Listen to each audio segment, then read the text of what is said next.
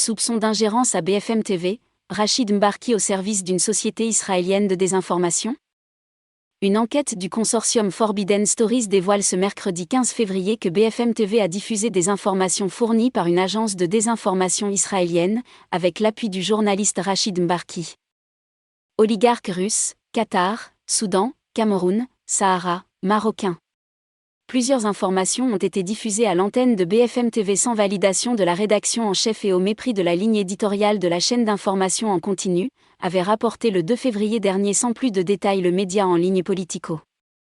Mais ce mercredi 15 février, une enquête du consortium Forbidden Stories dévoile que ces informations, biaisées, ont été fournies par une agence de désinformation israélienne à l'aide du journaliste Rachid Mbarki.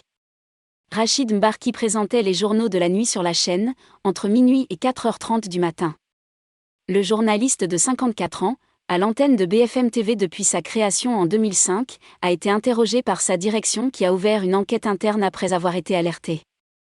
Selon les informations du consortium, Rachid Mbarki a reconnu des opérations d'entrisme et une éventuelle erreur de jugement journalistique qui l'aurait conduit à rendre service à un ami.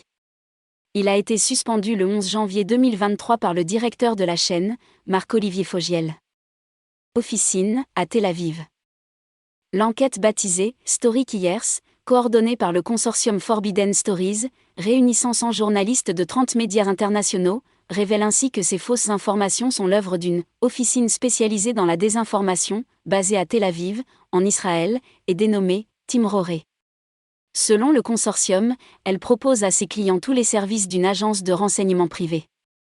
Des milliardaires, des candidats aux élections, des entreprises, des gouvernements autoritaires ou encore des suspects de crimes font partie du portefeuille de clients de la société. Parmi les exemples d'ingérence à BFM, les journalistes du consortium révèlent que Rachid Mbarki a fait part en septembre 2022, image à l'appui, des difficultés que connaît l'industrie du yachting à Monaco après la mise en place des sanctions contre les oligarques russes.